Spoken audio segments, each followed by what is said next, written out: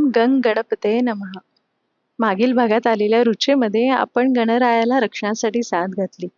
परंतु जसं आपण पूर्वी पाहिलं की गणेशाचा अंश तर आपल्यातच आहे. गणरायात असलेलं चैतन्य, सृष्टीत असलेलं चैतन्य हे आपल्यातच आहे. मग रक्षणाची साथ आपणच आपल्याला घालतोय की. अथर्व शीर्षाच्या प्रथम 2 ऋचा आपण कोण आहोत याचं वर्णन करतात. त्वमेव प्रत्यक्षम त्वत्वमसी, त्वमेव केवलम कर्तासी हे आधीच आपण बघितलं. तर तिसरी ऋचा अवत्वम माम अववक्तारम या ऋचा तुम्हा आम्हाला काय करायचंय हे सुचवतात. बरं, आपल्याला कुठलंही कार्य करायचंय, कुठलंही ज्ञान प्राप्त करायचंय, तर त्यासाठी सगळ्यात महत्वाचं आहे आपलं स्वास्थ्य. मग ते शरीराचं स्वास्थ्य असो वा मनाचं स्वास्थ्य. स्वास्थ्य रक्षण सगळ्यात महत्वाचं. तसेच या रुचेमध्ये आपल्यामध्ये असलेल्या विविध गुणांचं देखील वर्णन आलंय.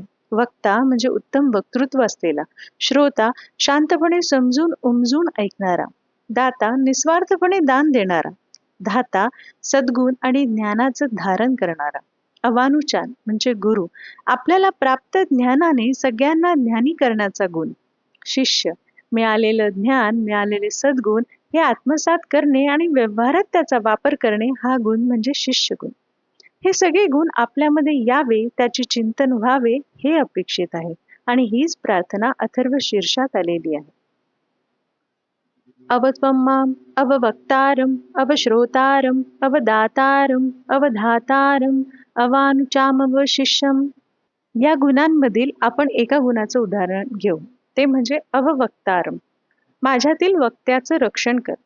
वक्तव्य कसं असावं यावर भगवद्गीतेमध्ये सुंदर ओळ आलेली आहे. अनुद्वेगम करम वाक्यम सत्यम प्रियम हितम च यत् स्वाध्याय अभ्यसनम चैव वाङ्मय तप उच्यते. बोलणं कसं असावं ते यावर श्रीकृष्ण म्हणतात की दुसऱ्याचा स्वतःचा उद्वेग न करणारं बोलणं असावं. यथार्थ म्हणजे परिस्थितीला योग्य असं असावं. प्रियकर असावं म्हणजे गोड असावं. हितकर देखील बोल असावे.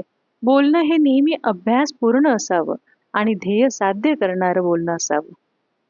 माझं वक्तव्य या 6 गुणांनी युक्त असावं म्हणजे खरा वक्ता. माझ्यातील अशा वक्ताचं रक्षण कर. अववक्तारम. या पद्धतीने सगळे गुण स्वतः जपणे म्हणजे स्वतःच्या गुणांचे रक्षण करणे असं आहे.